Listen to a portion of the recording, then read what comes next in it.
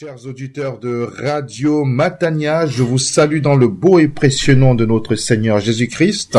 Nous sommes arrivés au moment de la prédication. Et aujourd'hui, nous avons une prédication particulière qui s'intitule « Réponse à notre souffrance ». Et le texte de référence est tiré de la première épître de Pierre, le chapitre 5, du verset 6 au verset 11, dont le thème, je reprends, « Réponse à notre souffrance ». 1 Pierre, chapitre 5, versets 6 à 11. C'est une prédication du pasteur Claude Missi-Dimazi, pasteur responsable de l'église protestante évangélique Matania à Corbeil. Je voulais juste vous préciser ceci, que c'est une prédication qui est réellement utile pour le chrétien, utile pour le préparer face aux situations difficiles, utile pour l'éduquer, utile pour l'équiper, pour toute bonne action. Je vous invite vraiment à être attentif et que le Seigneur Jésus-Christ vous bénisse abondamment. Bonne écoute.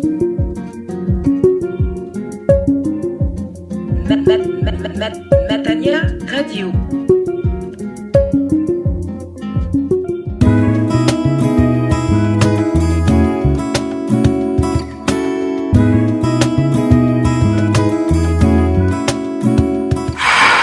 À Dieu soit toute la gloire. Je vous invite à ouvrir vos Bibles dans 1 Pierre chapitre 5.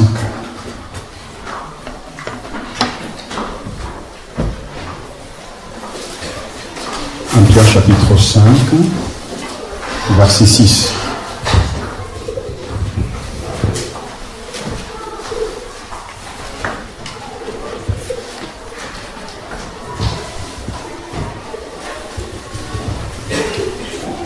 Pierre chapitre 5, verset 6.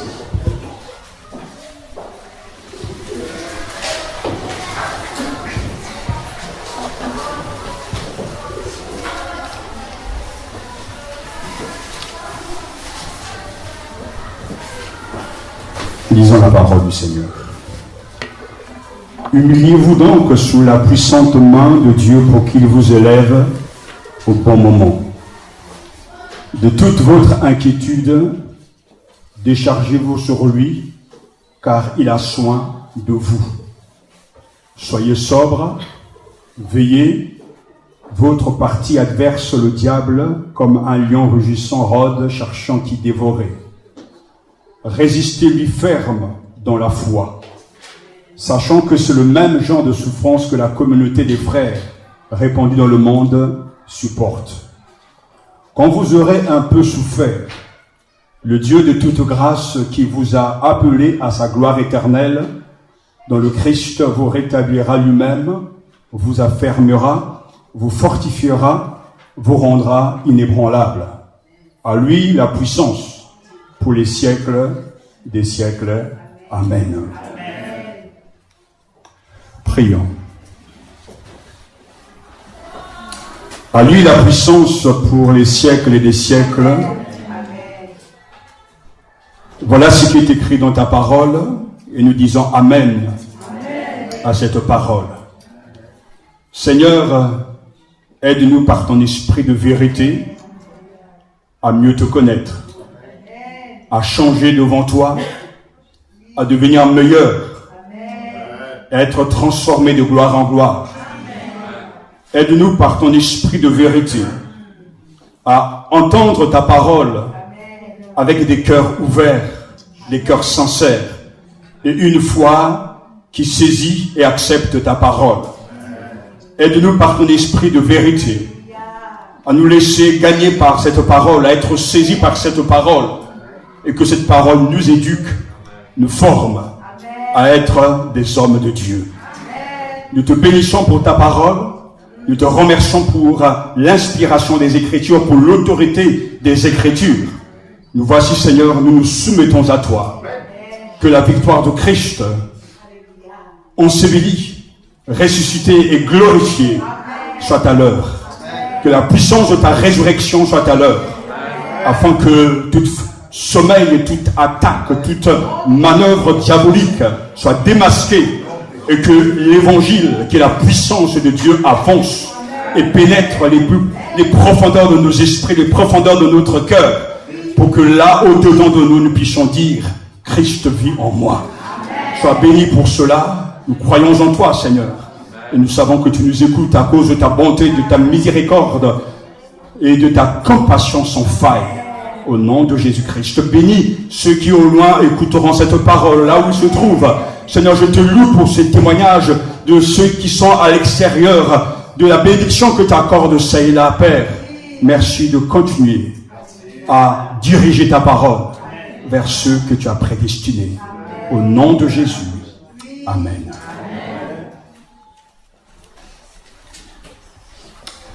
Ce texte nous est utile pour nous préparer et nous équiper à toute action bonne. C'est vrai, la Bible dit que toute écriture est inspirée de Dieu et utile pour enseigner la vérité, réfuter l'erreur, corriger les fautes et former à une juste manière de vivre, afin que l'homme de Dieu soit parfaitement préparé et équipé pour faire toute action bonne. C'est pour cela que ce texte nous est utile pour nous préparer et nous équiper à toute action bonne. Quel est le problème? Quel est le sujet? Il suffit de lire l'épître, donc selon Pierre, pour se rendre compte que Pierre désire encourager les chrétiens qui traversent des moments difficiles. La souffrance est le problème et le sujet majeur de cette lettre. Ce n'est pas simplement aborder la souffrance, mais aussi de savoir comment répondre à la souffrance envoyée par le Seigneur, dirigée par le Seigneur, en vue donc de nous équiper, de nous préparer, de nous former, afin d'être des hommes de Dieu. Dès les premiers versets, l'auteur de la lettre se présente Pierre, apôtre de Jésus-Christ. Et il indique les destinataires de sa lettre aux élus qui vivent en étranger dans la dispersion, dans le Pont, la Galatie, la Cappadoce, l'Asie et la Bithynie. En fait, il s'agit de la Turquie actuelle. Cette lettre est donc envoyée à ces communautés modestes vivant au sein d'un monde qui leur est hostile. Mais toutefois, le texte nous dit bien, comme nous venons de l'entendre, aux élus qui vivent en étranger en Asie mineure. Ces communautés existaient. Ces communautés passaient par des moments difficiles. Et tout au long de cette lettre, l'apôtre aborde donc le problème de la souffrance parmi les chrétiens. Ils sont incompris de leur entourage, 1 Pierre chapitre 4. Victimes d'agressions verbales, 1 Pierre chapitre 2, chapitre 3. Menacés de sévices, 1 Pierre chapitre 3. De comparution devant les tribunaux, 1 Pierre chapitre 3. Ces chrétiens avaient du mal dans une telle situation à assumer leur foi. Ils trouvaient étrange d'être dans la fournaise de l'épreuve, pensant que ce qui leur arrivait était anormal. 1 Pierre chapitre 4, verset 12. Il est donc question de souffrance. C'est au chapitre 4, verset 12 à 16. Nous pouvons lire ce texte. L'apôtre écrit: Bien-aimés, ne soyez pas surpris de la fournaise qui sévit parmi vous pour vous éprouver, comme s'il vous arrivait quelque chose d'étrange. Au contraire, réjouissez-vous de participer aux souffrances du Christ, afin de vous réjouir aussi avec allégresse lors de la révélation de sa gloire. Si vous êtes outragés pour le nom de Christ, vous êtes heureux, car l'Esprit de gloire, l'Esprit de Dieu repose sur vous. Que nul de vous ne souffre comme meurtrier, comme voleur, comme malfaiteur ou comme se mêlant des affaires d'autrui. Mais si c'est comme chrétien, qu'ils n'en rougissent pas, qu'ils glorifient plutôt Dieu à cause de ce nom. Ne soyons pas surpris de ce que les chrétiens, les élus de Dieu, passent par des moments difficiles. La souffrance est un mal, est un mot qui hante l'humanité. Elle peut atteindre tout homme. C'est un grand défi à notre foi. La souffrance est une réalité à laquelle nous sommes presque tous confrontés.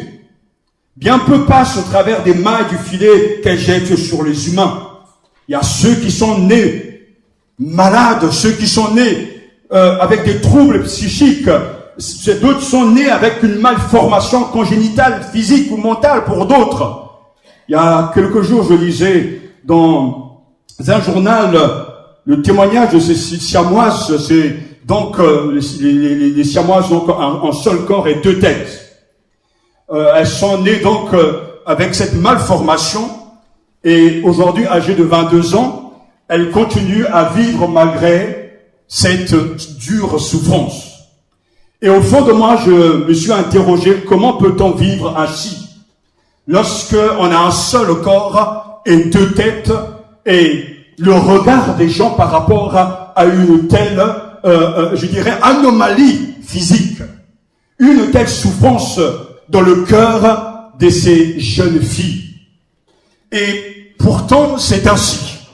Le péché a entaché le corps et a détruit ce que Dieu avait créé de bon. Mais heureusement que le péché n'a pas dit son dernier mot, puisque Christ, lui, a vaincu le péché.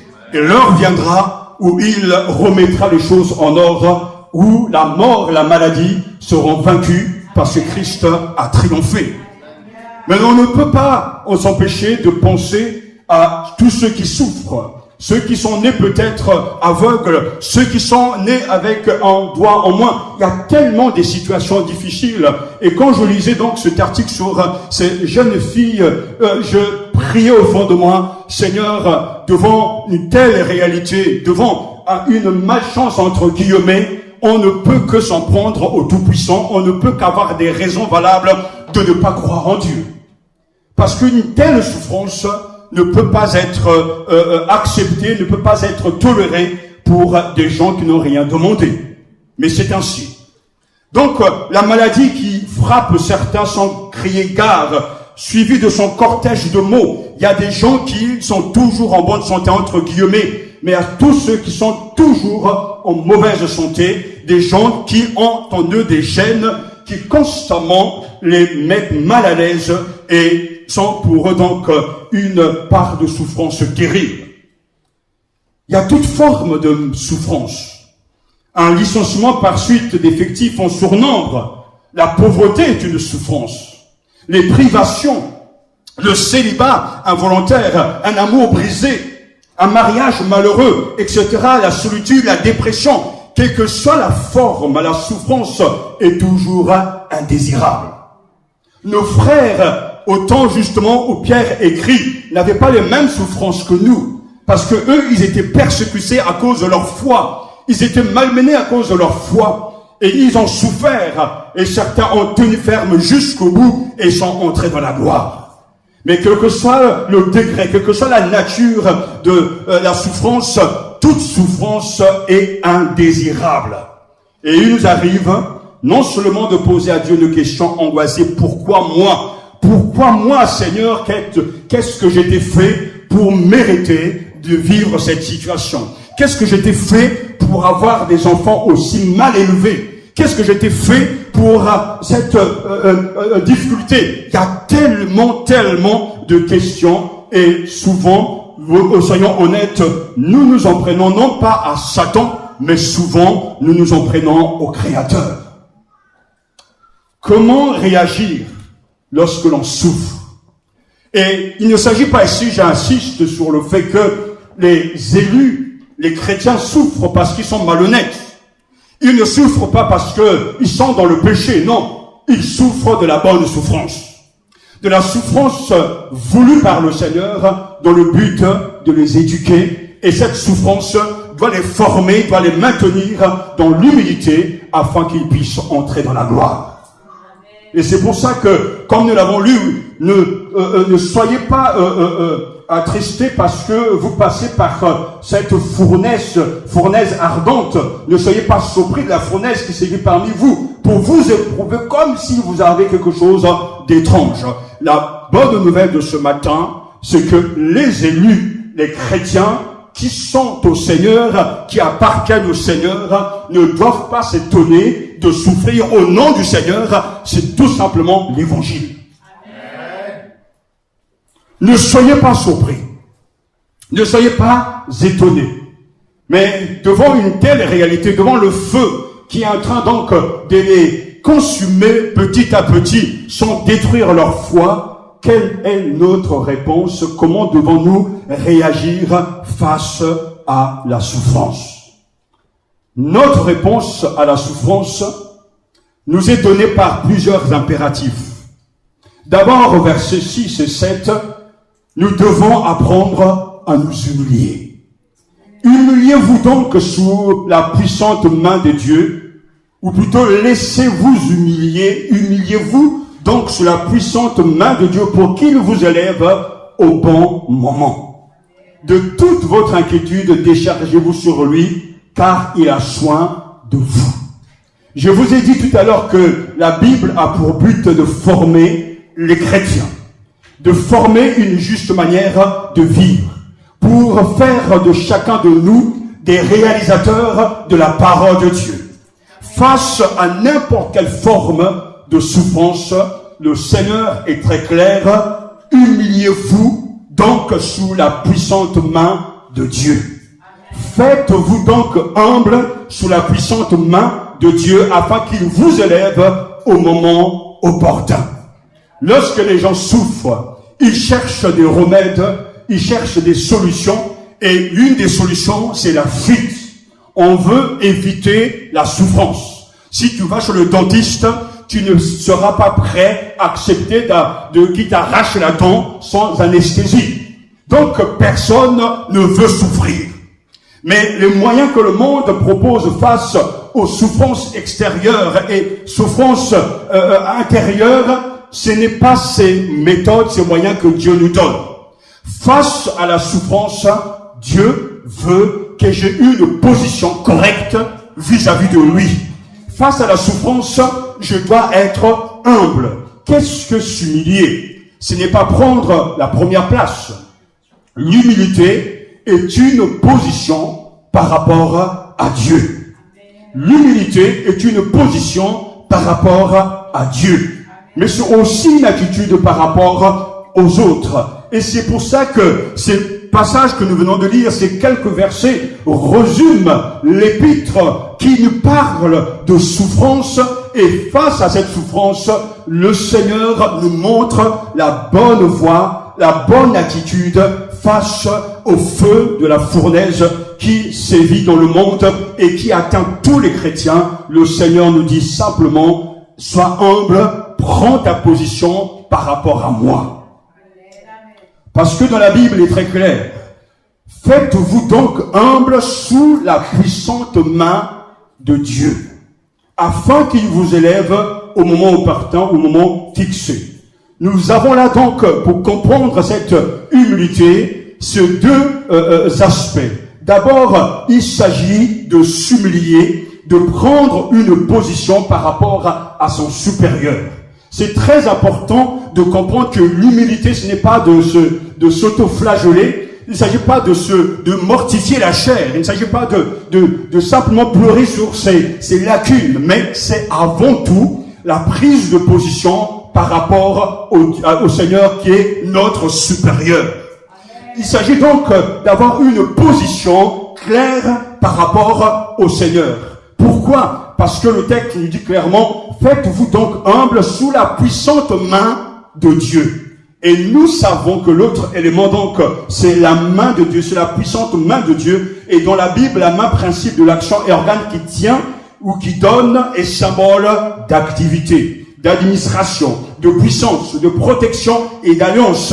Quand on parle, la Bible parle de la main de Dieu, il est question de l'activité de Dieu. Il est question de l'agir de Dieu. La main de Dieu représente sa force, la force agissant dans le monde, ses interventions pour délivrer ou châtier. La main de l'Éternel est à l'œuvre dans la vie du peuple de Dieu.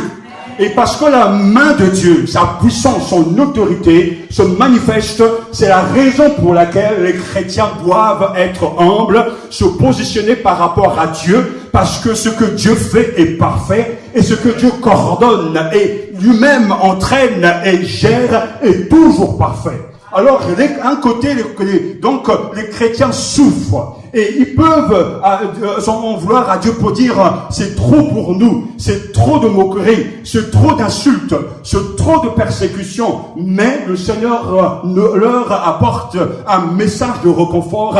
Changez votre manière de voir les choses parce que tout ce qui se passe dans le monde est sous le contrôle de Dieu.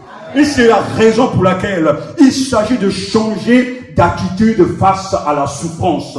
Je répète et j'insiste avec force, ils ne souffrent pas à cause du péché, mais ils souffrent parce qu'ils sont engagés avec Jésus-Christ. Alléluia. On s'humilie sous la puissante main de Dieu quand on reconnaît sa pleine souveraineté sur le monde et l'histoire, parce que le monde est sous le contrôle du Dieu souverain. Dans sa providence, Dieu permet, Dieu dispose, Dieu contrôle, Dieu autorise, Dieu permet certaines situations afin d'éduquer son peuple. Nous vivons grâce à cette providence. La providence de Dieu, c'est notre Dieu qui est à l'origine de tout. Il est le maître de toutes choses. C'est lui qui maîtrise les circonstances.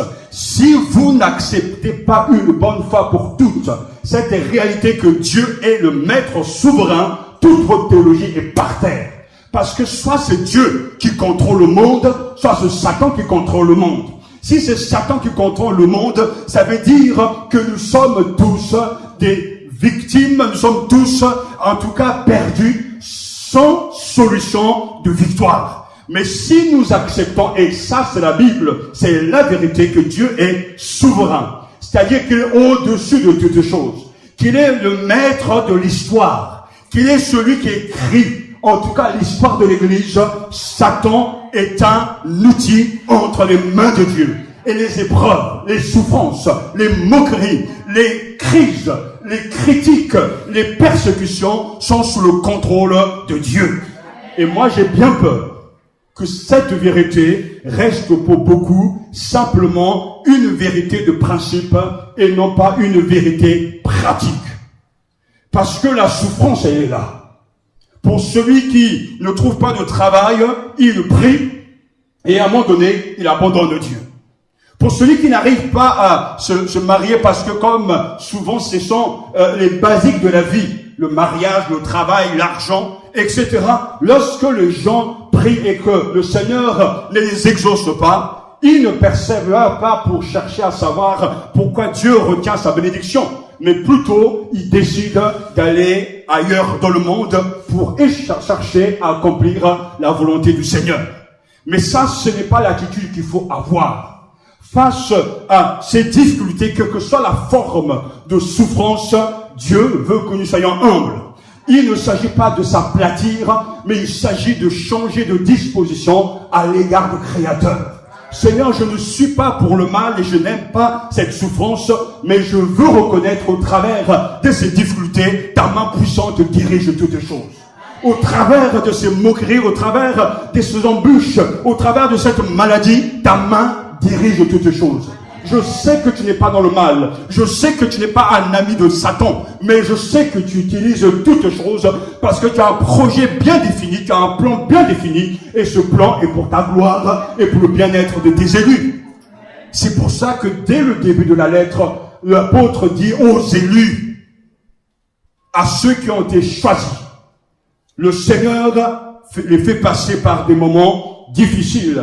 Et nous devons donc changer notre manière de voir des choses et être dépendant de Dieu, de se soumettre aux soins de Dieu et de sa protection, accepter la souffrance parce que cette souffrance fait partie du plan de Dieu. Faites-vous donc humble sous la puissante main de Dieu. Alléluia. Cette attitude consiste à admettre dans les circonstances présentes et quelles que soient nos questions et nos sentiments, Dieu est plus avisé et puissant que nous. Pierre demande simplement à ses lecteurs, il demande à nous tous chrétiens d'accepter notre condition de créature. Nous ne sommes pas plus grands que le Créateur. Et nous ne savons pas tout. Mais Dieu veut que nous puissions garder la vraie position, la vraie place. Il est le Créateur. Nous sommes ses créatures. Faites-vous donc humble. Diminuez. Ne menacez pas le Seigneur parce que ça ne marche pas pour vous. Et je dirais même non. Vous voulez même pas, ne vous en prenez pas au diable. Parce que le diable est encore l'outil de Dieu. Mais il faut examiner son cœur et savoir est-ce que je suis dans une bonne attitude face à cette souffrance. En tant qu'enfant de Dieu, je n'ai pas péché pour passer par cette souffrance, mais je sais que Dieu dirige toutes choses. Pour des couples qui n'arrivent pas à avoir d'enfants, au lieu de s'en prendre à tout le monde ou à je ne sais pas quelles circonstances, qu'est-ce que vous savez que Dieu ne dirige pas et ne orchestre pas ces circonstances pour un but bien défini? Dieu est souverain. Tout vient de lui.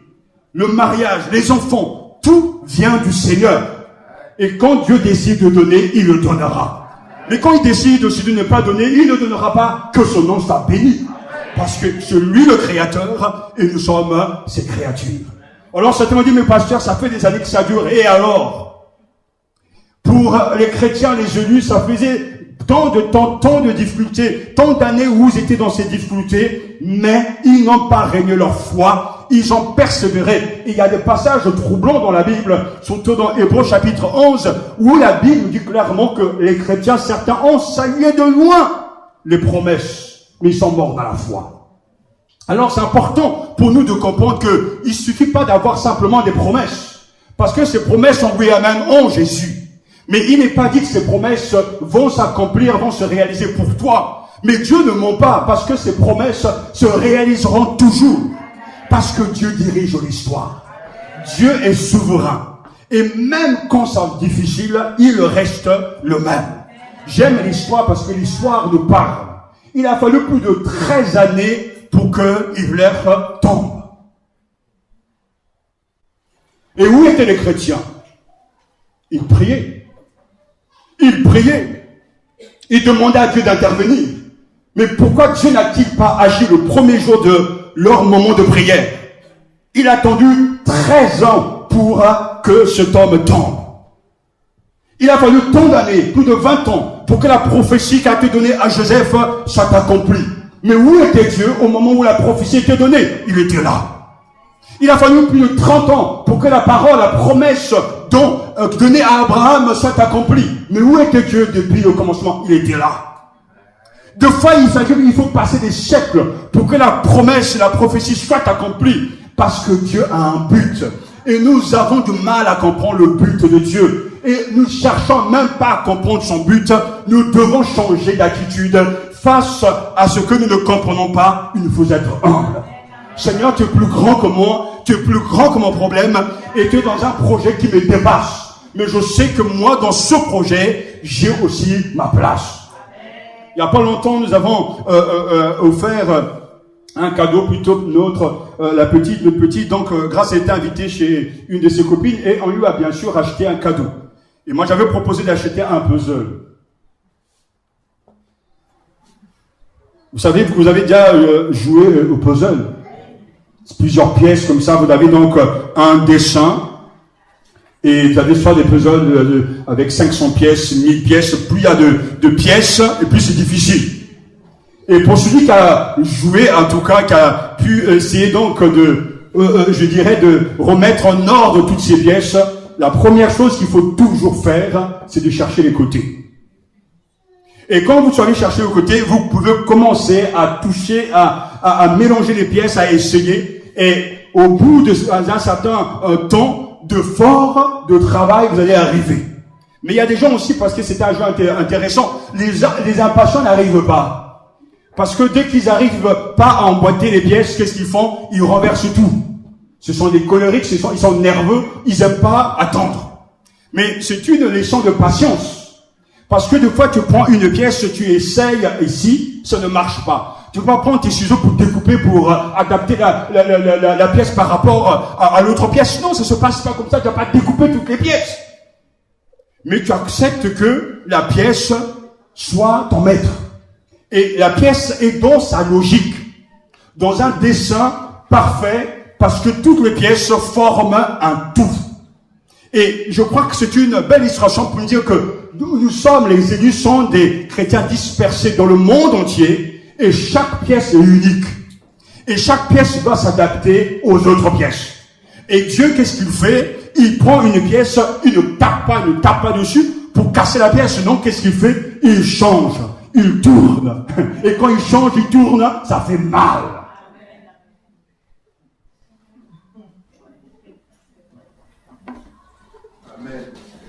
Et tellement comme l'avons entendu, c'est vrai, je n'ai pas parlé de mon épouse, Dieu est fidèle, il est patient.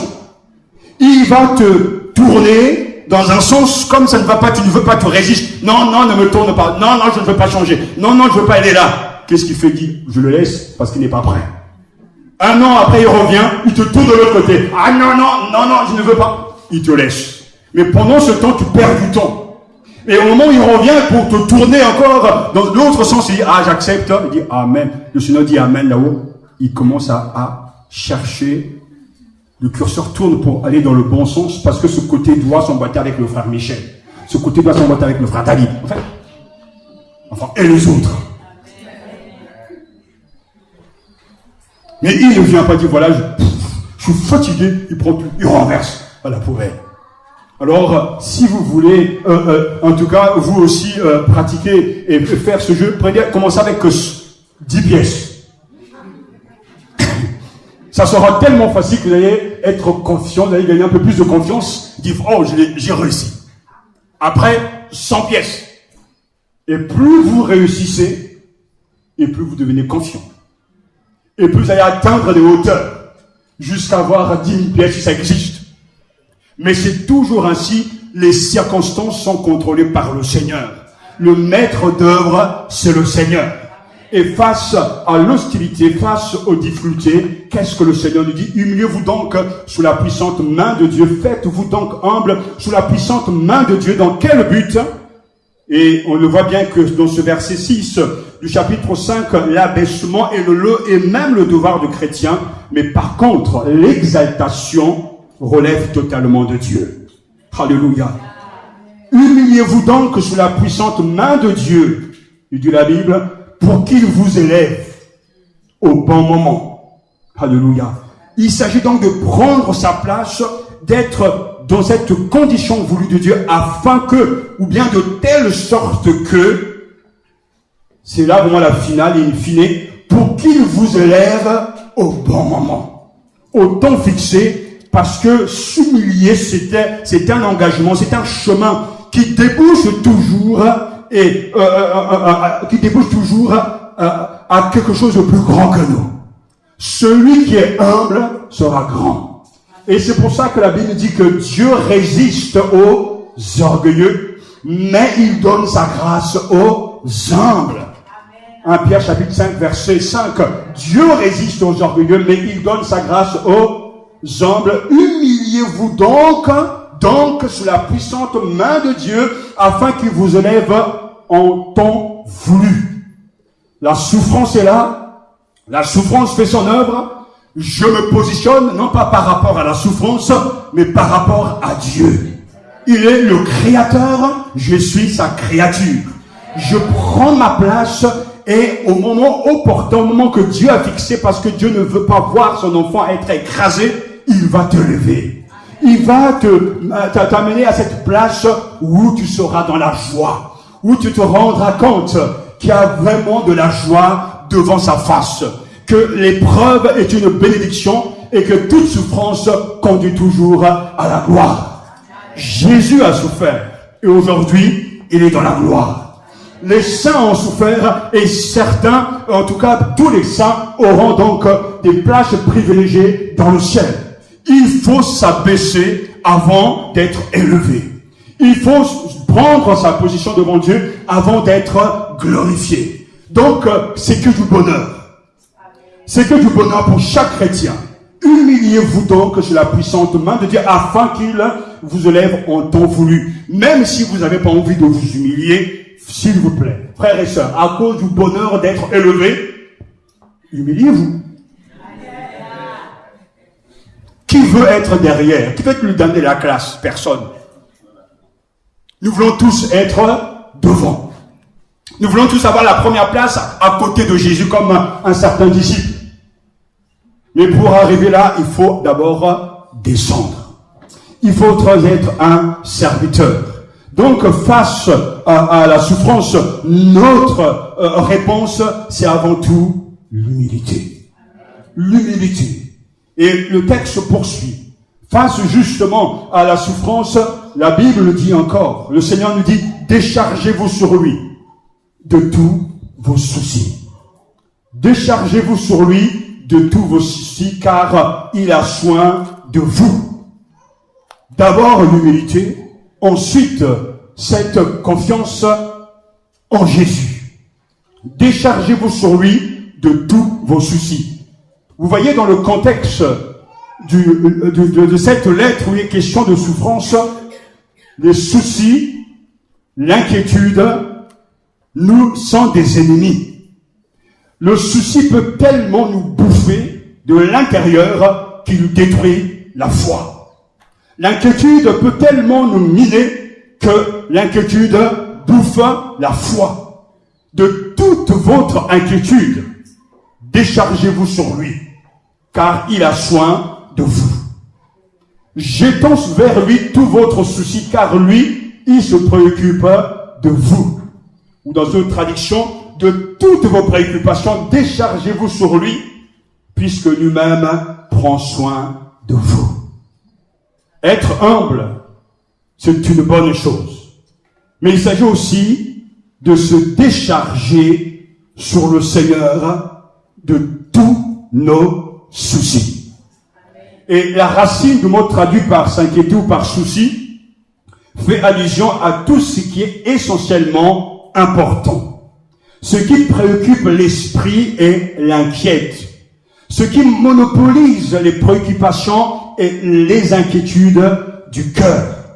Il est question de soucis que l'on se fait pour quelqu'un et le soin que l'on prend de quelque chose. Il est question de cette préoccupation anxieuse. Il s'agit de cette monopolisation de notre esprit, de cet accaparement de notre esprit pour des choses que nous n'arrivons pas à maîtriser. Nous savons que les soucis sont associés aux insomnies, à l'épuisement physique, à l'amertume, du travail ingrat, à l'agitation au bruit. Quelqu'un qui est bourré de soucis dort mal. Quelqu'un qui est bourré d'inquiétude fait des cauchemars parce que l'inquiétude nous bouffe de l'intérieur. Les soucis nous bouffent, nous rongent et détruisent notre foi. Et c'est pour ça qu'il y a des gens qui sont toujours fatigués parce qu'ils sont toujours abonnés aux soucis. Mais pourtant, tous les hommes connaissent justement ces mots, cette maladie. Mais tous ne sont pas victimes des soucis. Il y a des gens qui ont suffisamment de volonté, de caractère, de tempérament pour dire « Je ne me laisserai pas abattre par le souci financier. Je ne me laisserai pas abattre parce que je n'ai pas encore du travail. Je ne me laisserai pas abattre parce qu'on m'a fait ceci, m'a fait cela. » Non, parce qu'ils ont la capacité de rebondir et de ne pas se laisser écraser par l'inquiétude. Pour nous chrétiens, nous devons être aussi des hommes. Mais en même temps, nous savons que l'inquiétude ou les soucis sont une puissance terrible, capable de nous freiner dans notre marche chrétienne. Quand vous êtes vraiment inquiet, vous êtes comme étranglé par les soucis. L'inquiétude a des effets physiques connus, maux de tête, ulcères, douleurs articulaires. Et je suis sûr que notre médecin sera d'accord avec nous. Les soucis affectent notre pensée, même notre équilibre physique. Et je peux même vous le dire, ce matin, vous êtes ici, il y a des gens qui sont tellement rongés par des soucis qu'ils n'entendent même pas ce que Dieu est en train de leur dire. Ils sont tellement inquiets pour le futur, tellement inquiets pour leurs enfants, tellement inquiets pour leur santé, qu'ils oublient de recevoir et de prendre le remède de Dieu, l'ordonnance du Seigneur qui est simple: de toutes vos inquiétudes, déchargez-vous sur lui, car il a soin de vous. L'inquiétude est vraiment le plus grand, en tout cas, voleur de joie. L'inquiétude vole notre joie. L'inquiétude est le mal qui nous empêche d'être heureux.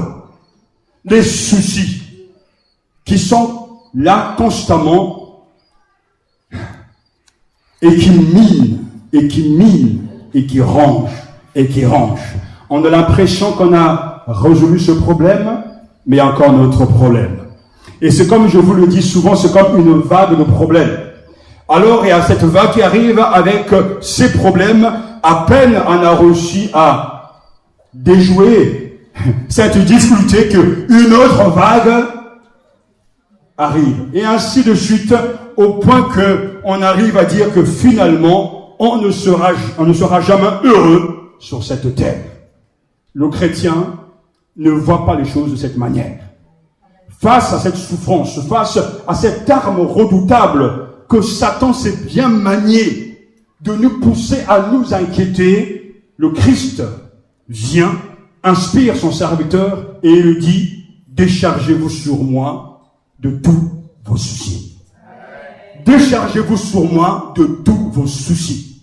Chacun a ses soucis. Le pasteur a ses soucis. Et comme on peut avoir, je dirais, des soucis liés à la vie, mais il y a des soucis aussi liés à l'église, au ministère. Le souci de voir des chrétiens qui ont du mal à avancer. Le souci de voir des chrétiens qui ne grandissent pas. Le souci de voir des chrétiens qui abandonnent si facilement. Alors, au lieu d'être des hommes, je suis toujours soucieux du bien-être de l'église. Je me soucie de l'avenir de l'église. Et je considère que ce souci fait partie, en tout cas, de l'appel de Dieu.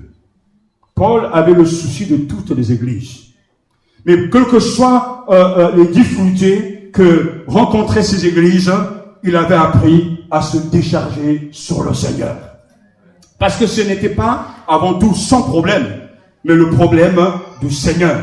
Et le verset 7 ne doit pas être détaché du verset 6. Vous déchargeant sur lui de tous vos soucis. Alléluia. Parce que il prend soin de vous. Et l'image que l'apôtre nous donne ici, c'est de se dévêtir, d'enlever un manteau, de carrément enlever ce costume souci et de le jeter sur le Seigneur, parce que le fondement de cet acte est là, car lui-même prend soin de vous. Alléluia. Car il prend soin de vous. Et cela est valable pour tous les chrétiens en tout temps. Le Seigneur se préoccupe du bien-être de ses enfants. Le Seigneur se préoccupe de nos vies. Il est avec nous. Il est conscient de la réalité. Il n'est pas un Dieu irresponsable. Dieu se glorifiera toujours, quelles que soient les situations. Au moment opportun, il glorifiera son Saint-Nom. Et le fondement d'une telle confiance, c'est parce qu'il prend soin de nous. Alléluia. Comme le dira le psalmiste, décharge sur Yahvé ton fardeau et lui te souviendra. Il ne peut laisser à jamais chanceler le juste. Psaume 55, verset 22. Décharge sur Yahvé ton fardeau et lui te souviendra. Il ne peut laisser à jamais chanceler le juste. Et moi, je crois que c'est vrai. En tant que père, avec des sentiments humains. Jamais je ne laisserai mes enfants se perdre. Tant que c'est dans ma capacité de les aider, je le ferai toujours. Parce que ce sont mes enfants. Parce que c'est ma famille, entre guillemets. Et Dieu est notre Père. Père caractérise que ses élus, ses enfants, qui crient à lui nuit et jour, soient écrasés, arrachés par la souffrance, par des difficultés, et il sera là vraiment totalement, je dirais, indifférent à l'égard de ses propres enfants. Non, non, non et non. Parce que le Seigneur interviendra toujours. Je sais que des fois, il prend trop de temps. Je sais que des fois, c'est difficile. Mais il y a une chose que je vis après tant d'années, c'est qu'à un moment donné, Dieu débloque toujours la situation. À un moment donné, il change toujours le cours de l'histoire. Je sais que, de fois même, on veut dire, mais Seigneur, tu tardes trop. Tu es trop patient. Tu es trop lent. Dépêche-toi. Mais Dieu dit, oh, calme-toi, mon fils. Calme-toi, mon serviteur. C'est moi qui décide le moment opportun, le moment favorable, parce que c'est dans mon projet. J'ai décidé que ça sera un 30 avril. Ça sera aussi un 30 avril. Et même si vous êtes en train de vous énerver, de courir de gauche à droite, ça ne changera rien du tout. Alors je crois qu'il y a une bonne logique biblique et une logique, je dirais, surnaturelle, si vraiment le souci ne peuvent pas améliorer nos conditions de vie. Si les soucis ne peuvent pas nous rendre heureux, pourquoi nous soucions trop? Est-ce que c'est ça? Pourquoi sommes-nous si soucieux, anxieux? Ça ne va pas déplacer ton problème. Ça ne va pas changer tes circonstances. Non, ça ne fait que pourrir ta vie. Alors, je te prie, surtout et comprenez-moi bien, ne débranchez pas pour dire, voilà, maintenant, je suis dans la fatalité, je laisse faire les choses, arrivera ce qui doit arriver. Non, parce que celui qui fait ça n'a rien compris la foi. Mais il s'agit de se positionner par rapport à Dieu pour dire, Seigneur, je ne veux pas me laisser bouffer, je ne veux pas me laisser pourrir par ces soucis qui sont plus forts que moi. Je place ma confiance en toi et je te prie de me calmer, de me maîtriser, parce que ça fait tant d'années que je prie pour la conversion de mes enfants, mais ils sont encore plus roumains. Seigneur, calme-moi, maîtrise-moi, pour que j'ai ta patience. Fais mûrir en moi le fruit de la patience. Fais mûrir en moi le fruit de la fidélité, afin qu'au moment où toi tu as décidé d'intervenir, tu puisses intervenir. Et je serai moi d'accord avec ce jour-là, ce rendez-vous, parce que toi et moi avons se rencontrer le jour où toi tu l'as décidé. Et quand tu le feras, je vais oublier mes années de galère et je serai dans la joie.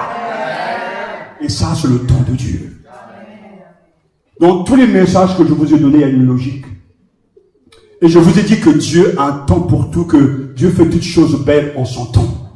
Dans une œuvre spirituelle, et c'est important de ne pas l'oublier, le temps est votre ami. Et Dieu, avec sa toute-puissance, prend beaucoup de temps. Mais c'est comme ça. Que devons-nous faire? Nous positionner par rapport à lui. Il y a place, bien sûr, à la colère. Il y a place, bien sûr, à l'apitoiement peut-être sur soi-même, etc. Il y a place, sans doute, à des interrogations. Mais il ne doit pas y avoir place à la démission. Jamais. Si tu trembles aujourd'hui, demain relève-toi. Si tu doutes, demande à un frère, une sœur spirituelle qui s'est intercédé de prier pour toi, pour que ta foi ne défaille pas. Mais il ne faut jamais laisser place à la démission. Jusqu'au bout, je te suivrai. Dans les bons comme dans les mauvais jours. Et cela est possible seulement lorsque nous vivons ce que nous avons chanté, tomber amoureux de Jésus. Quand on aime quelqu'un, on reste là. On lutte, on se bat parce qu'il y a de l'amour. Et qu'on est amoureux de Jésus, quel que soit le souci. Et c'est quand même quelque chose de tellement vrai. Les disciples n'ont pas eu une vie facile. Malgré la présence de Jésus, Jésus ne les a pas, épargnés des difficultés. Ils ont connu des souffrances parce que le monde dans lequel nous sommes, qui est sous la puissance de Satan, où le mal domine et qu'on attend, bien sûr, déjà pas encore de la gloire de Dieu, de l'avènement du Christ, tous les chrétiens souffrent, passent par un moment difficile, malgré la présence de Jésus auprès de ses propres disciples. Ils ont connu des difficultés, mais aucun d'eux, sauf le fils de perdition, a abandonné. Tous, ils sont restés fidèles jusqu'à la fin. Pourquoi? Parce qu'ils n'étaient pas attachés au Seigneur pour le bien que le Seigneur leur donnait. Ils n'étaient pas des profiteurs, mais c'était des vrais chrétiens, des vrais amoureux de Jésus. Et ainsi, ils sont allés jusqu'au bout. Ce matin, tu as des soucis. Le Seigneur te tend la main. Jette sur moi tes soucis. C'est-à-dire, viens auprès de moi et dis-moi tout. Laisse tes soucis là.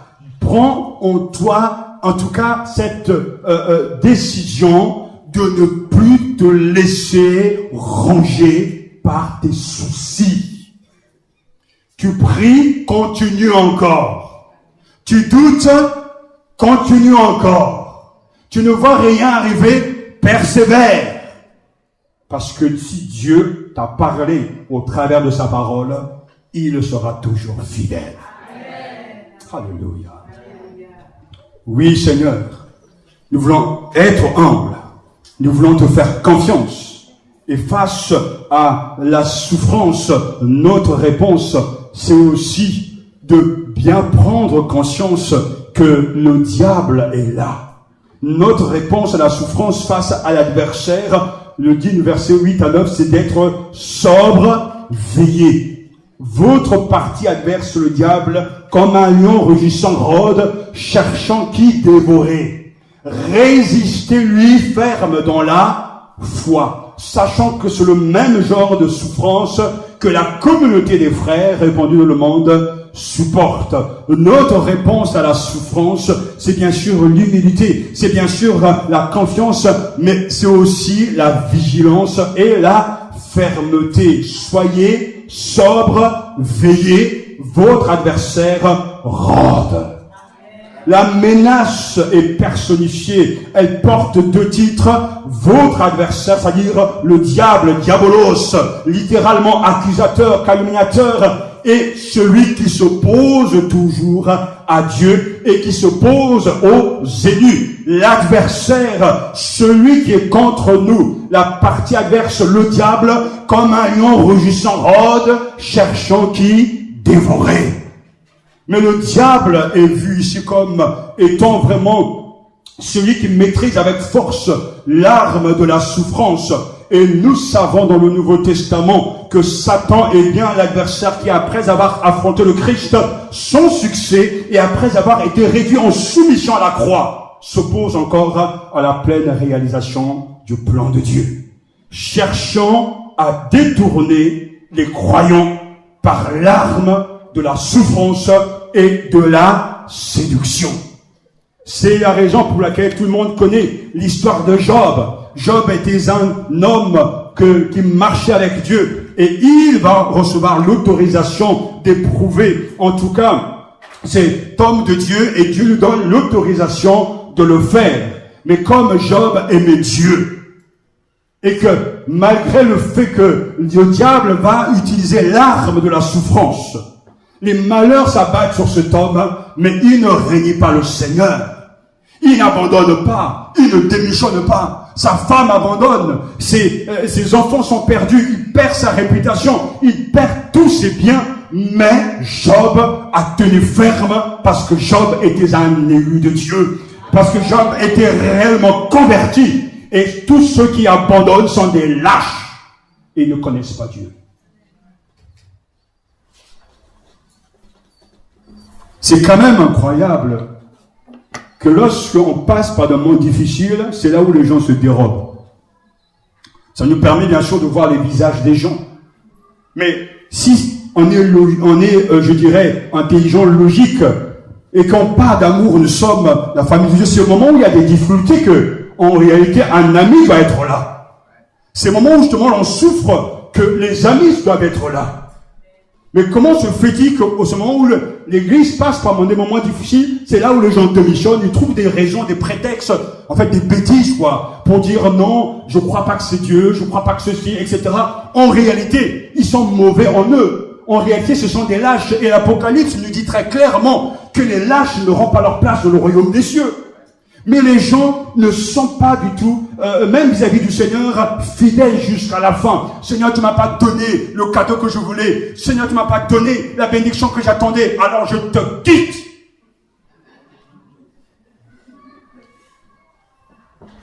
Il aurait mieux valu pour ces gens-là de ne jamais chercher à être avec le Seigneur. Parce que je suis convaincu que ces gens qui quittent le Seigneur, qui peuvent être de fois dans les assemblées, qui sont présents de corps, mais absents d'esprit, sont plus malheureux que les païens. On n'abandonne pas Dieu parce que c'est difficile. J'ai tellement de centaines de raisons de pouvoir abandonner le Seigneur, mais par sa grâce, il me maintient.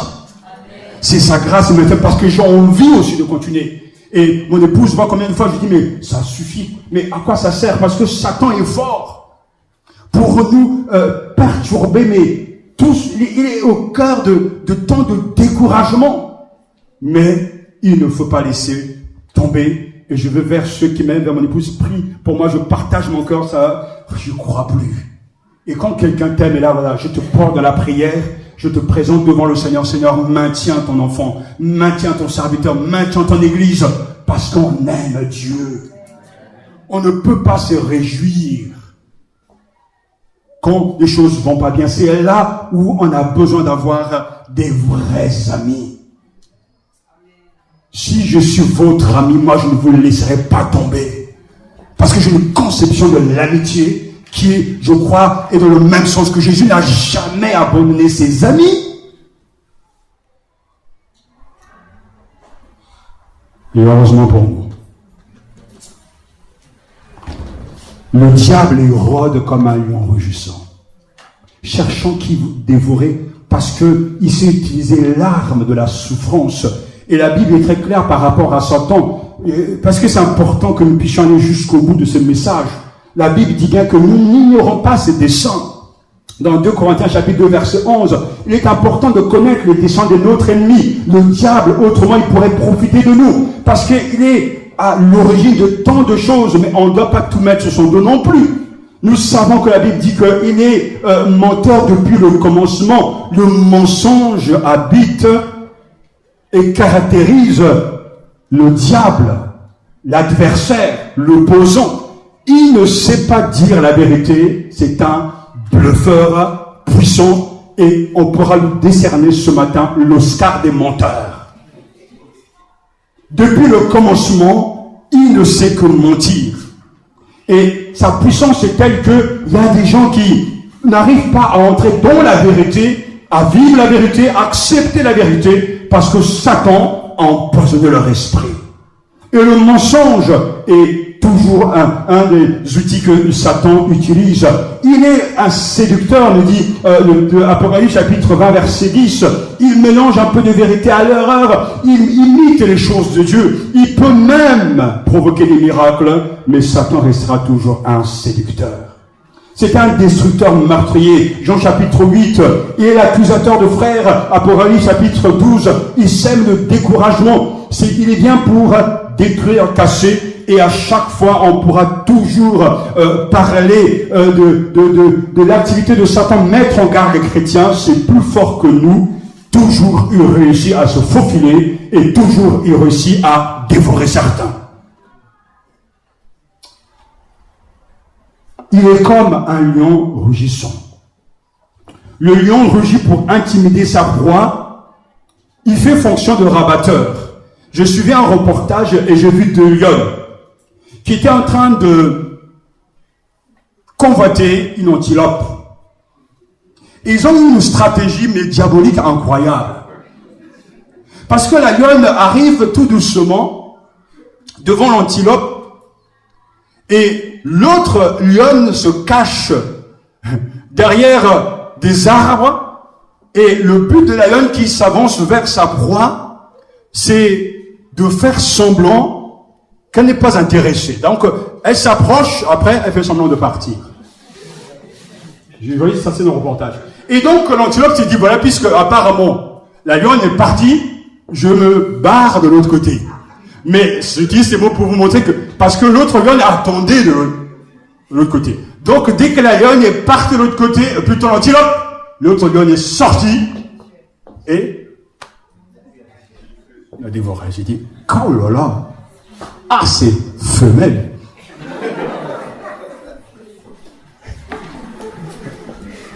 Quelle intelligence diabolique. Et je me suis dit, mais c'est incroyable, mais comment, c'est l'instinct qu'elles ont de, le lion fera pareil, l'instinct qu'ils ont de pouvoir séduire, et même au point même de rassurer.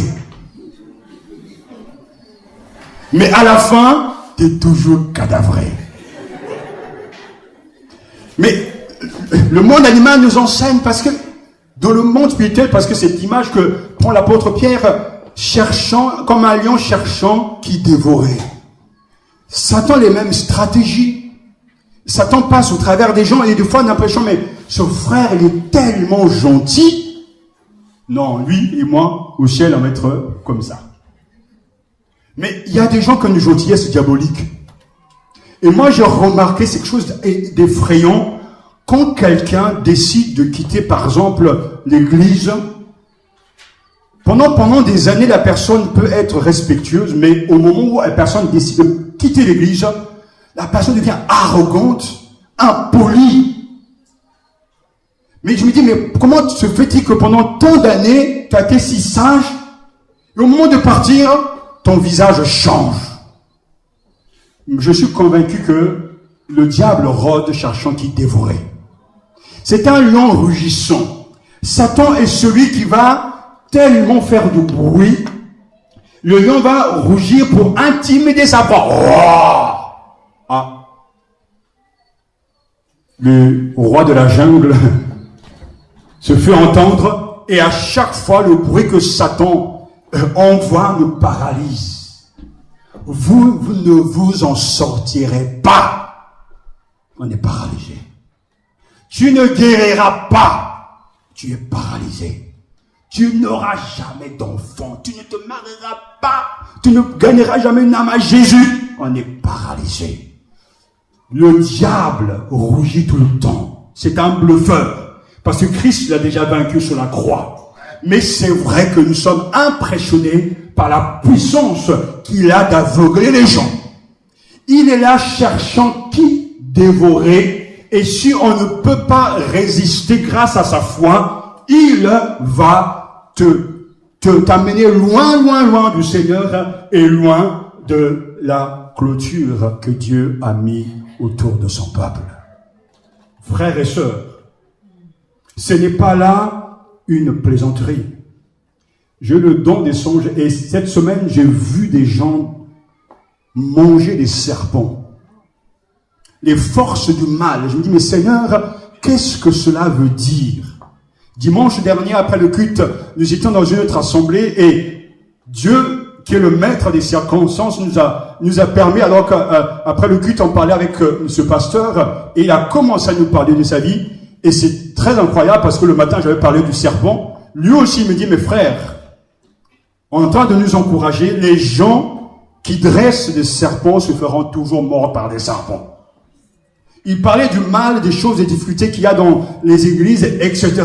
Et il racontait sa vie, tellement de calomnies, tellement de casses, tellement de blessures. Le lion rôde pour détruire. Et il y a des gens, on ne peut rien faire, parce que ils sont en quelque sorte fiancés au mal, parce que ils aiment le mal, ils aiment ce qui ne marche pas. Ils ont de l'amertume, de la colère en eux, de la haine diabolique. Et leur but est de détruire. Ne ouvrez pas vos portes, les portes de vos cœurs à Satan. Laissez le Christ être le Seigneur de vos pensées et de vos sentiments. Parce que soyez sobres, veillez. Votre parti adverse, le diable, rôde comme un lion rugissant, rôde, cherchant qui dévorer. Oh. Le danger est ici. On peut régner le Seigneur. Vous et moi, on n'a rien compris à ce qu'est la souffrance. Depuis que l'Église est là, il y a eu pratiquement 10 persécutions en 10 siècles. À chaque fois, les chrétiens ont été persécutés. Je lisais concernant cet empereur romain Marc Aurèle, qui en 165, parce qu'il haïssait les chrétiens et qui ne supportait pas le fanatisme des chrétiens, a décidé de détruire l'Église. Mais nous savons qu'il n'a pas réussi. Parce que le Seigneur a toujours protégé les siens. En tout temps, l'Église a été malmenée. En tout temps, le lion, le diable, l'adversaire, l'opposant du Seigneur et des vrais chrétiens a toujours agi dans l'ombre, a toujours inspiré des hommes intelligents en vue de détruire l'Église, mais le Seigneur a toujours protégé son Église. Et concernant Marc Aurèle, ce qui est étonnant, il a régné pendant 25 ans, et en 25 ans, il n'a connu que 4 années de paix. Il a été tourmenté. Comme aussi sous Néron aussi en 74. En l'an 74, c'est pareil, Néron était tellement fou. Il est mal mort. C'était un malade. Mais il voulait détruire les chrétiens. Et si vous avez l'occasion d'acheter ce DVD Covadis qui coûte pas cher, c'est pratiquement 5 euros, 10 euros dans vos magasins, vous pourrez donc voir l'histoire des chrétiens qui ont été jetés dans l'arène et mangés, donc dévorés par des lions, mais qui chantaient des cantiques à cause de ce malade, parce que le mot est là, de Néron qui en fait non seulement voulait les éprouver, mais n'arrivait pas à comprendre la force, la capacité de ce peuple de résister et de chanter leur joie d'appartenir à Jésus. Les vrais chrétiens, ceux que j'ai dit, les vrais chrétiens, ne peuvent pas vivre leur foi en paix dans ce monde, voire même dans l'église locale. Ils seront toujours persécutés. Et pour les vrais élus, gravez ça dans vos esprits. Mon grand-père me l'avait déjà dit, arme-toi de la pensée de souffrir. Mais j'aurais dit, mais je ne pouvais pas imaginer que ces souffrances, c'est ça. Quand je veux aider quelqu'un de tout mon cœur y est. Je veux bénir, je ne veux que bénir en retour. Il n'y a que des critiques, des calomnies, des mensonges. Je dis, mais quelle souffrance! Mais je ne fais pas ça, je n'ai pas signé pour ça, Seigneur. Si encore parce que j'étais voleur, si encore parce que j'ai pris vos biens, humainement, logiquement, ça se comprend. Mais quand j'ai rien pris, quand j'ai rien demandé, mais malgré ça que j'apporte la parole et que par rapport à ça, il y a tout un flot de colère, Satan a une telle haine, mais une haine diabolique. Le mensonge est dans leur bouche. Seigneur, je ne peux qu'à m'arrêter parce que cela m'affecte, cela touche mon cœur, me dit, mais mon Dieu, donne-moi la force de supporter. Parce que c'est vrai que ma mère avait raison. Quand le diable entre dans le cœur de quelqu'un, on ne reconnaît pas la personne.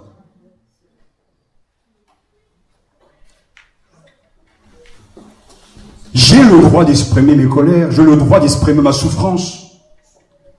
On n'investit pas du temps, de l'argent pour être malheureux. On n'ouvre pas d'entreprise pour perdre de l'argent. On ne prêche pas l'évangile pour être maltraité. Et la Bible même est tellement très claire, on a droit à un double respect. Il y a des pasteurs qui profitent de leur position pour demander ceci, je ne l'ai jamais fait, à titre personnel. Et peut-être c'est à tort.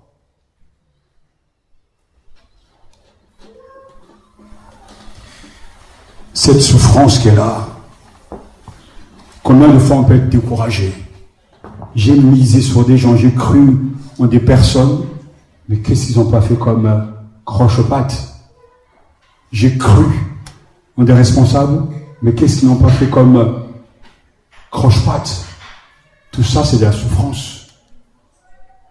Je repensais, alors que je préparais ce message, du Seigneur, il faut vraiment être aveugle pour ne pas comprendre. L'année 2012 se terminait bien, on a commencé à remonter la pente à Évry.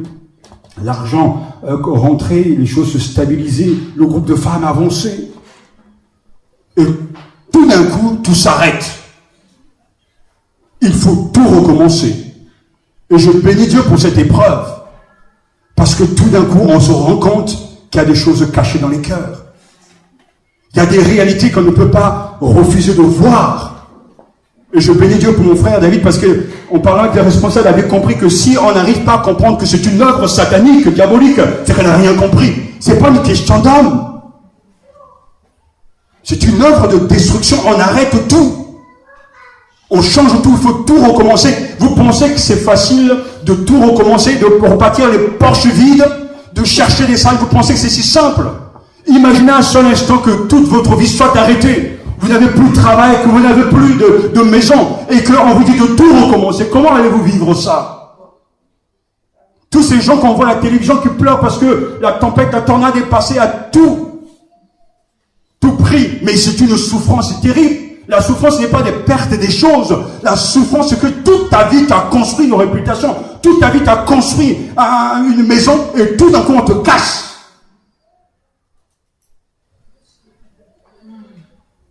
Est-ce que vous mettez la place de ceux qui souffrent?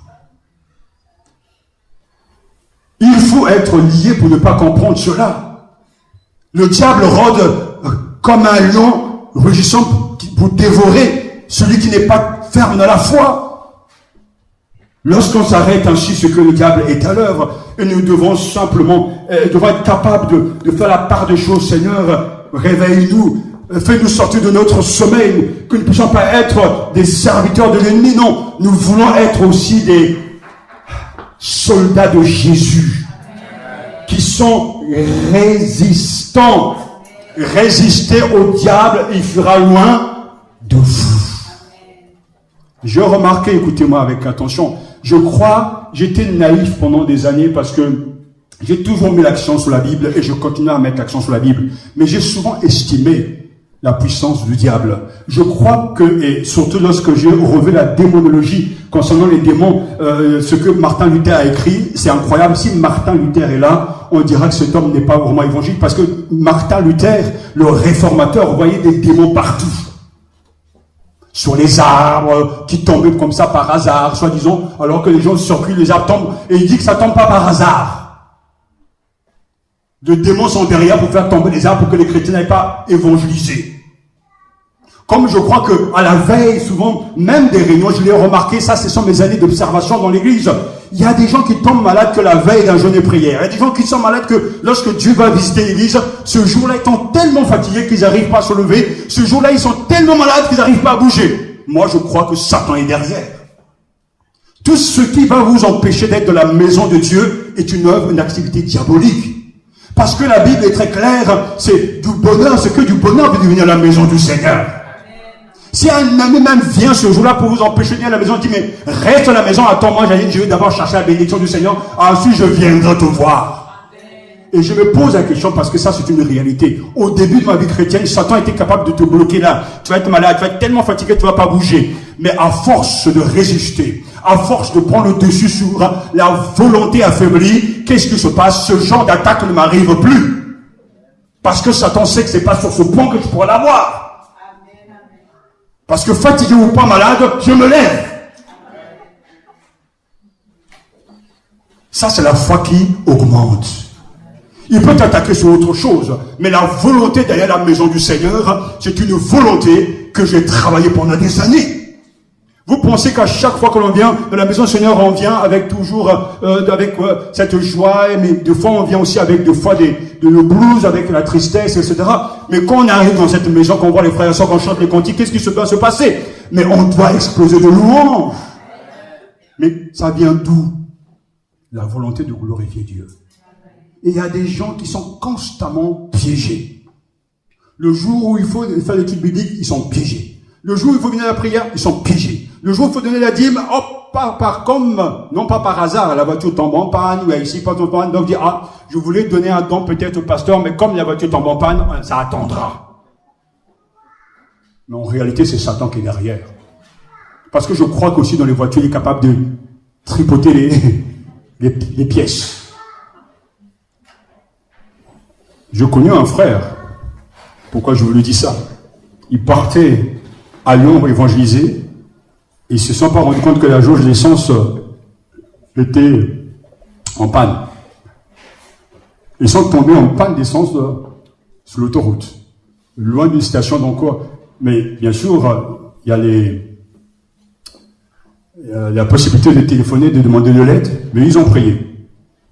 Il a redémarré la voiture et la voiture est repartie jusqu'à la prochaine station d'essence. Soyez sages, ne faites pas comme lui. Mettez de l'essence dans vos voitures. Pourquoi est-ce que Dieu a agi ainsi? Parce qu'il ne savait pas. Dieu est capable de tout. Tout à l'heure, je vous ai dit que Dieu est souverain sur toutes choses. Rien n'arrive sans sa volonté. Aucun oiseau ne peut tomber du ciel s'il ne le permet. Même les cheveux de nos têtes, pour ceux qui en ont encore, sont tous comptés. Ça dit que dans les choses basiques, Dieu est présent. Et si nous voulons résister à l'arme de la souffrance que Satan si bien manié, il faut tenir ferme dans la foi. Sachant que c'est le même genre de souffrance que la communauté des frères répandue dans le monde supporte. Vous n'êtes pas seul à souffrir. Je souffre, vous souffrez. Dans l'église, dans le monde entier, tous les croyants, les vrais, souffrent. Mais que faut-il faire? Prenez position contre l'adversaire. Il s'agit de ne pas redouter l'adversaire, mais résistez-lui ferme dans la foi. Prenez position contre lui. Cette foi est le moyen que Dieu nous donne de continuer, de ne pas abandonner et de pouvoir garder notre position en Jésus. Résister dans la foi, c'est placer le Seigneur Tout-Puissant au cœur de ce face-à-face redoutable avec l'ennemi. Frères et sœurs, Satan est plus fort que nous. Il est plus fort que vous l'imaginez, mais nous avons avec nous celui qui l'a vaincu. Et c'est pour ça que la foi est comme ici, comme cette cuirasse qui nous protégera des flèches enflammées du diable. Résistez-lui ferme dans la foi. Il n'est pas dit chassez-le. Ça, c'est à la mode aujourd'hui, on chasse Satan. Mais de quel droit d'abord? Et qui vous a enseigné de telles choses? La Bible ne le dit pas. La Bible dit résister au diable, il fuira loin de vous. Vous savez dire quoi de résister au diable? Ça veut dire prenez votre position contre lui. Sachez que c'est votre adversaire, c'est votre ennemi. Ça a toujours été l'ennemi de Jésus, c'est maintenant votre ennemi. Donc n'ayez pas avec lui d'alliance, mais positionnez-vous par rapport à Jésus. Et placez entre vous et Satan le Christ. Et lui sera protégé son église. Et on le fait lorsque l'on prie, lorsque l'on croit que Jésus a vaincu les forces du mal. Vous croyez que ce que nous avons chanté tout à l'heure est une petite chose? C'est la puissance dans le monde invisible. Si Dieu vous donnait simplement la grâce pour ceux qui ont le don des visions des songes, et j'espère l'avoir pour tous les chrétiens d'entrer dans le monde spirituel et de voir quand on prononce le nom de Jésus, ce qui se passe. Quand on chante que Jésus est Seigneur, mais ce n'est pas de la ignorance, c'est la réalité, quelque chose de puissant. Parce que Jésus a vaincu les forces du mal. Il a vaincu Satan. Nos corps nous trempent.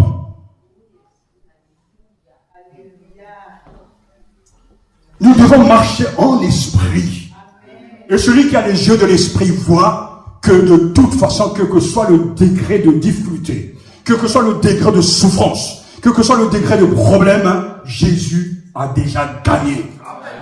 Et ma foi s'approprie ces vérités. Je crois, Seigneur, que dans mes difficultés au quotidien, je te fais venir dans ces difficultés. Je crois que tu me donneras la victoire. Je crois que je réussirai. Je suis convaincu que Matania vivra. Avec vous, sans vous. Parce que ce n'est pas le projet d'un homme. Alors le diable va continuer ses rugissements et ses coups. L'adversaire va obtenir les défections, des règlements. À chaque fois qu'il fait du bruit, les gens démissionnent. Pardonnez-moi parce que peut-être que Satan a été choqué par ce songe de gens qui mangent des serpents, mais il y a quelque chose que le Seigneur m'a montré, c'est étonnant par rapport à l'œuvre satanique, parce qu'il faut bien comprendre la nature de la guerre spirituelle.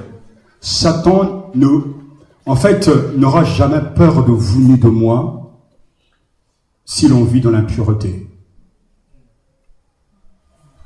Si nous sommes saints et que nous manions l'épée de l'esprit, qui est la parole de Dieu, il sait qu'il a affaire à des gens qui savent, qui ont les yeux ouverts. J'ai remarqué ceci. En étudiant la Bible, on en parlait à la maison, c'est que dans l'activité du diable, il y a cet aspect qui est incroyable. Job a été tenté, il a été éprouvé, Satan lui a créé des problèmes, mais Satan n'a pas pénétré le cœur de Job. Ananias ont été aussi tentés. Ils ont vendu leurs parcelles, ils ont menti à l'église, à l'Esprit Saint, et l'apôtre Pierre dira, mais comment Satan a-t-il pu entrer dans ton cœur? Judas, parmi les 12, et c'est très intéressant, c'est très important, parce que parmi les 12 choisis par le Seigneur, avant que Jésus lui donne ce morceau de pain pour lui dire ce que tu as à faire, va le faire.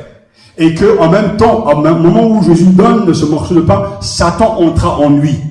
Mais je me suis posé la question, bien avant, où était Satan? Il était toujours là.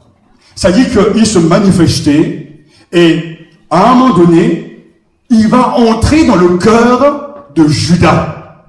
Pourtant, c'est le même qui va embêter les mêmes apôtres, les autres apôtres, mais il va avoir un accès dans le cœur de Judas, et il va entrer dans le cœur de Judas, et Judas va faire ce qu'il fallait faire.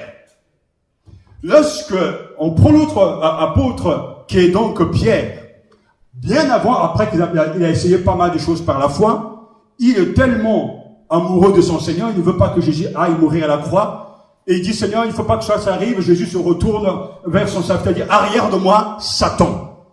Avant, où était-il, Satan? Il était toujours là, mais à un moment donné clé de la vie, du ministère de Jésus, Satan entre dans un des, je dirais, des serviteurs les plus importants de son groupe pour essayer de l'arrêter de faire ce que Dieu lui demandait de faire. Jésus a su voir au-delà des paroles, au-delà des sentiments, que c'est une œuvre diabolique.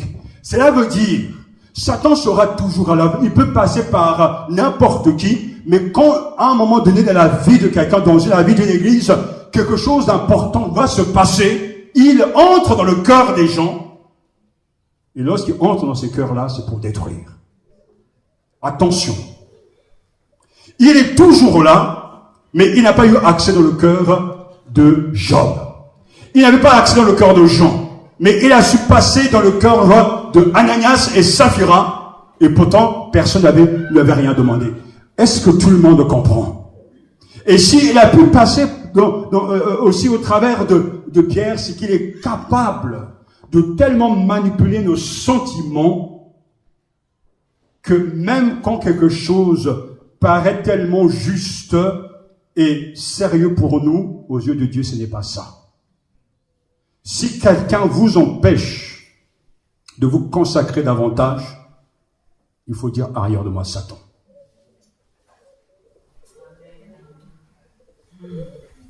Si quelqu'un vous empêche de donner davantage de dîmes aux offrandes, même votre propre femme, vos enfants, vos maris disent n'en fais pas trop, c'est la voix du diable. Vous ne pouvez ne pas me croire, mais c'est ainsi. Celui qui veut faire la volonté de Dieu, il ne sera pas attaqué simplement dans son corps, parce que ce genre d'épreuves, les vrais chrétiens les ont déjà dépassés. Mais le diable va suggérer des choses incroyables. T'en fais trop. Tu vas trop à la réunion de prière. Tu lis trop ta Bible. Tu lis trop.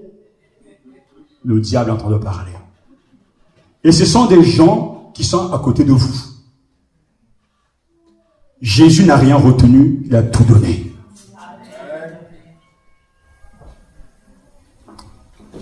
Mettez-vous à la place du Seigneur, son serviteur lui dit,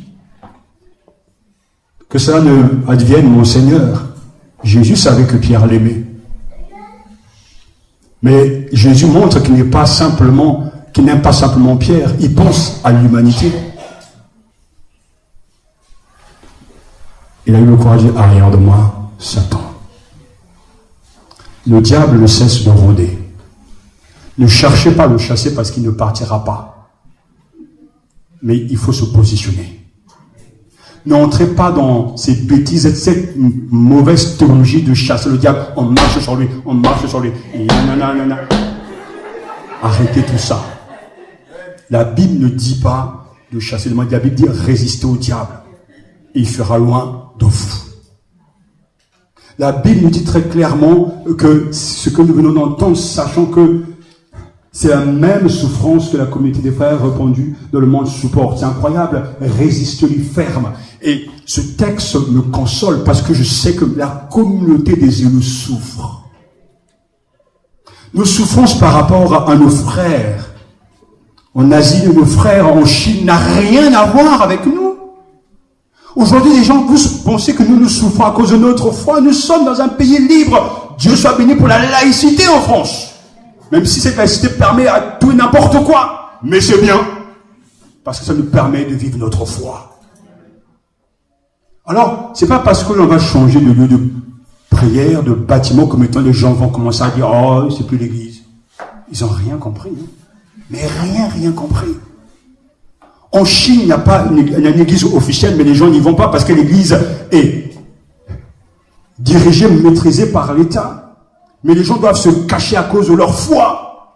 Mais ce qui est étonnant et étrange, c'est qu'ils ils se multiplient. Là où il y a la liberté, on ne voit personne, sauf les critiques et le coup bas. Mais là où il y a la persécution, les gens progressent. Et c'est pour ça que mon père spirituel avait raison, David Powell. Seigneur, renvoie la persécution en France. Ça va nettoyer nos églises. Ça va les vider, mais les vrais chrétiens seront dedans.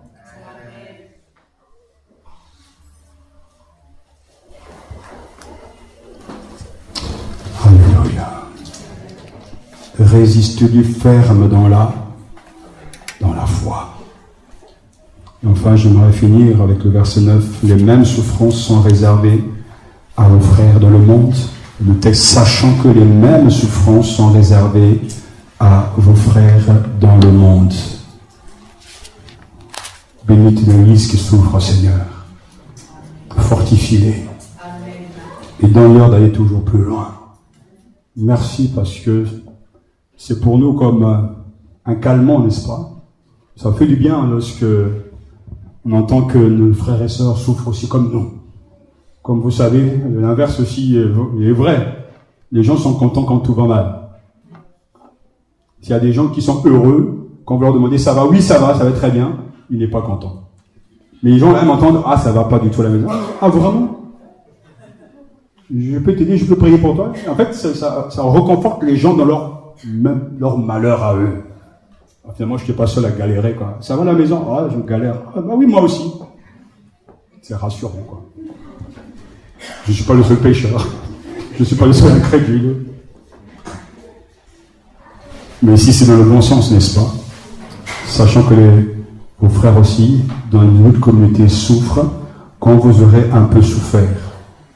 On est loin de ce qu'on entend souvent. Quand vous aurez un peu souffert, le Dieu de toute grâce, qui vous a appelé à sa gloire éternelle dans le Christ, vous rétablira lui-même, vous affermira, vous fortifiera, vous rendra inébranlable, à lui la puissance pour les siècles et des siècles. Quand vous aurez un peu souffert,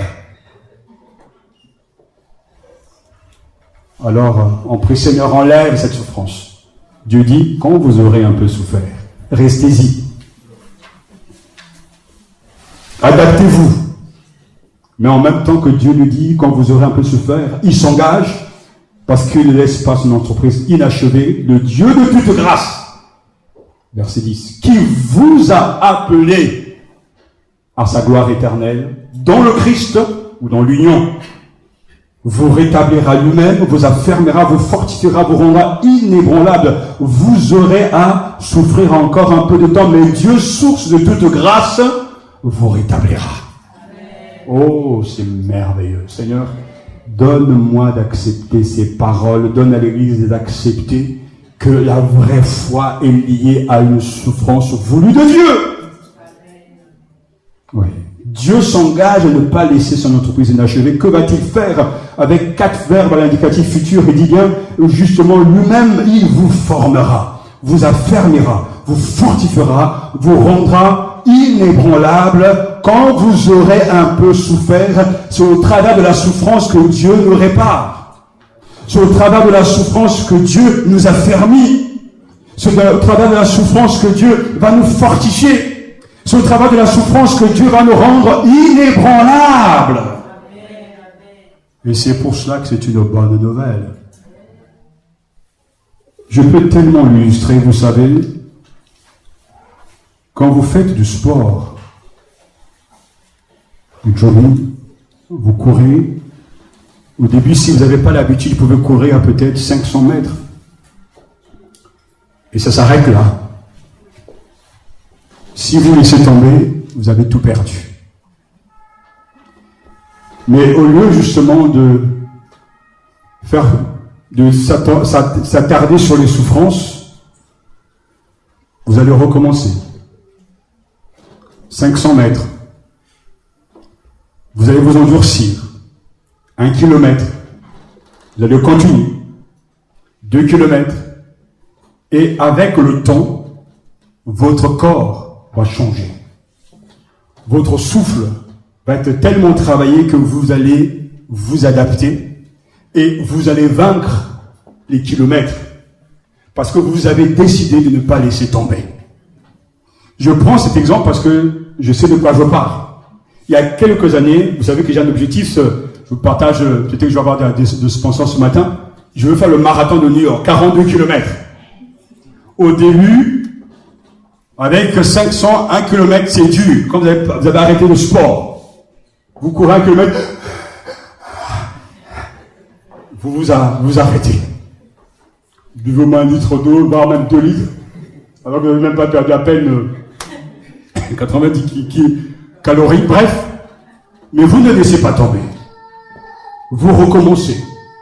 Au fur et à mesure, c'est quelque chose d'incroyable, vous commencez à comprendre votre corps. Vous commencez à sentir le battement de votre cœur. Vous commencez à prendre conscience de vos limites. Et vous vous rendez compte que si je prends trop de poids, si je ne perds pas de poids, cela va jouer sur mes foulées, etc. Et au fur et à mesure que vous changez les choses et que vous ne laissez pas tomber, vous progressez. Aujourd'hui, je suis au kilomètre 32, sans m'arrêter. Alors qu'il reste encore 10 km. S'il y a des gens ici qui peuvent faire 10 km avec moi, venez. Samedi prochain, on va faire les 10 km. Je vais vous laisser sur le tapis. Je vais vous déposer là-bas. Mais cela ne peut pas arriver du jour au lendemain. C'est le fruit des efforts. Et je vous dis qu'à un moment donné que vous prenez donc de l'assurance, et on sait qu'à chaque fois que vous passez un stade 10 km, 20 km, vos muscles vous font mal, mais face à cette idée, je ne veux pas m'arrêter parce que j'ai un objectif, faire le marathon de New York, ou voir le marathon de Boston.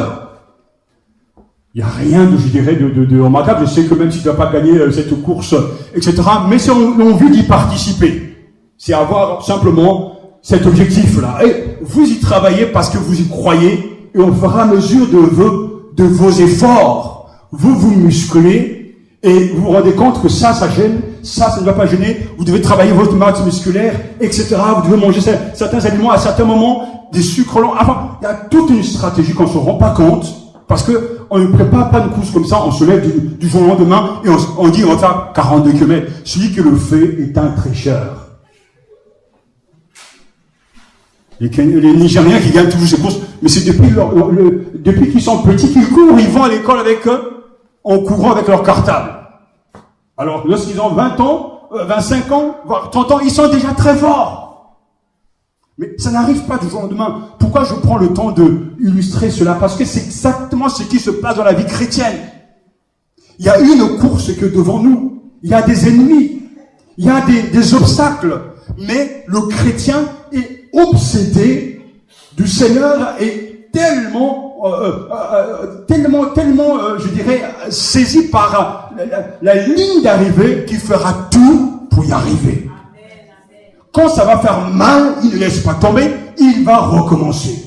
Quand il tombe, il se relève. Quand certains démissionnent, lui poursuit. Et ce qui est incroyable, c'est que vous gagnez des habitudes, rien que dans ces exercices de la vie, on apprend à connaître des choses incroyables. Quand tu es jeune, tu cours vite, parce que je me souviens au début, je courais vite. Dès que quelqu'un me dépasse, j'accélère. Mais avec le temps, j'apprends que peut-être il vient de commencer, pourquoi je veux le suivre? Avant, je ne supportais pas qu'une dame me dépasse. Mais maintenant, je laisse même de là me dépasser. Hier, il y a une vieille camarade qui m'a dépassé. Oh. Mais chacun son rythme. C'est important. Pourquoi je vous le dis? Parce que des fois, on est là, on regarde les autres. On se calque sur les autres. Mais toi, suis le Seigneur et garde ton rythme. Alléluia. Et c'est ainsi qu'on devient mature. C'est pour ça que Pierre a compris, parce que lui-même qui était tombé, qui avait régné le Seigneur, il est en train d'avertir les chrétiens. Lui-même, il vous formera, vous affermira, vous fortifiera, vous rendra inébranlable. Mais à force de surmonter, de continuer, de ne pas laisser tomber, tu as échoué un examen, recommence.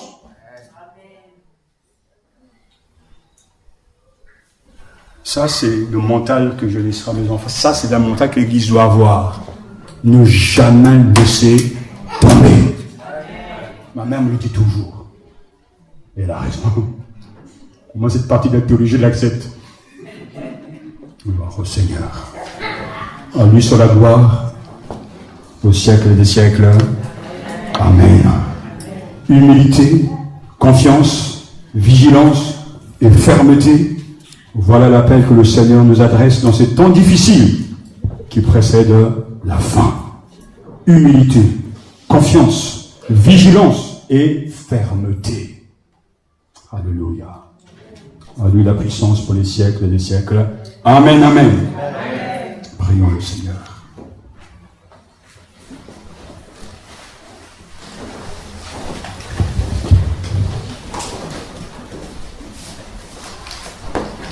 Alléluia.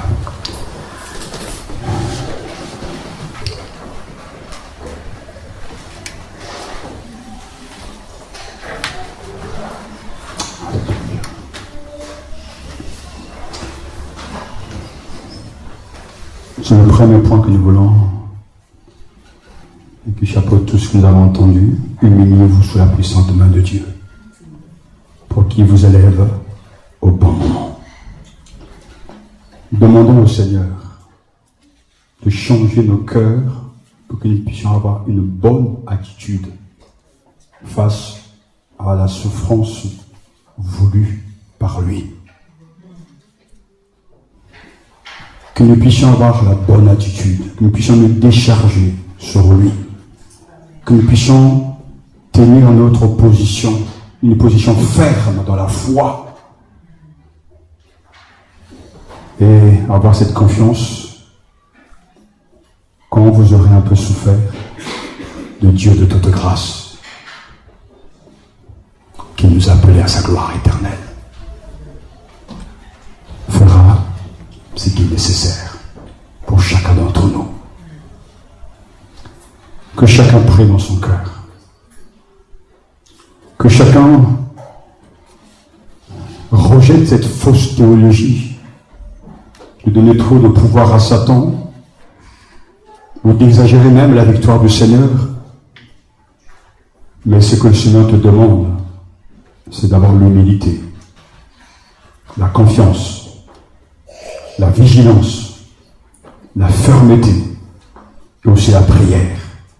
Adresse-toi à lui qui est le Dieu de toute grâce. Et qu'à partir de maintenant, tu aies cette bonne attitude face à la souffrance. Quelle que soit sa source, si tu souffres à cause de tes mensonges, de tes tricheries, de tes calomnies, une seule chose t'est demandée, c'est de te repentir, de demander pardon au Seigneur et de le suivre. Et si tu souffres parce que tu as fait ce qui est juste, parce que tu as témoigné de ta foi au travail et que cela t'a entraîné des difficultés, c'est parce que tu es engagé dans la chorale, dans l'église, tu donnes au-delà même des dîmes, parce que donner sa dîme n'est pas un espoir, c'est le béaba de ce chrétien, et que tu sais faire des sacrifices, et quand tu critiques pour cela, et que tu souffres parce que même à force d'avoir été fidèle, tu penses que Dieu t'a oublié, sache que cette souffrance est une bonne souffrance, car tu n'as pas donné aux hommes, tu as donné à Dieu. Alors régis-toi de cette souffrance-là. Si tu souffres parce que on t'insulte, parce qu'on se moque de toi, parce que tu loues le Seigneur à haute voix et que les autres ne le font pas, accepte cette souffrance-là. Si tu souffres parce que tu es un bon serviteur, tu prêches l'évangile et que ça énerve certains, alors accepte cette souffrance-là. Oui, il y a cette souffrance voulue par le Seigneur. Et c'est une grâce de souffrir pour le Seigneur. Seigneur, je te bénis parce que l'évangile c'est ça. C'est ça l'évangile. Quelque chose qui est vrai, quelque chose de concret, quelque chose qui nous dérange, quelque chose qui nous oblige à ne plus nous focaliser sur nous, mais qui tourne toute notre attention vers toi, qui nous pousse à te faire confiance, qui nous libère de l'égoïsme, qui nous libère de l'amour des autres, du bien-être des autres, d'être bien vu des gens. C'est ça l'évangile. Seigneur, l'évangile, c'est cette souffrance que toi tu as acceptée pour sauver l'humanité, et dont tu nous as laissé l'exemple pour que nous puissions suivre tes traces. L'évangile, c'est d'accepter, même dans les choses légitimes, d'être volé, d'être, Seigneur, mis à l'écart. Seigneur, donne-nous d'accepter cette souffrance liée à la foi et de résister contre les manœuvres du diable qui est là pour nous détourner, pour faire de nous des hypocrites, pour nous empêcher de dire la vérité. Seigneur, l'évangile, c'est ça. Soyez sobres, veillez. Le diable rôde comme un lion rugissant, cherchant qui dévorer. L'évangile, c'est ça. C'est de savoir que quand vous aurez un peu souffert, le Dieu de toute grâce, qui vous a appelé à sa gloire éternelle dans le Christ, vous rétablira, vous affermira, vous fortifiera, vous rendra inébranlable. L'évangile, c'est ça. À lui la puissance pour les siècles des siècles. Amen.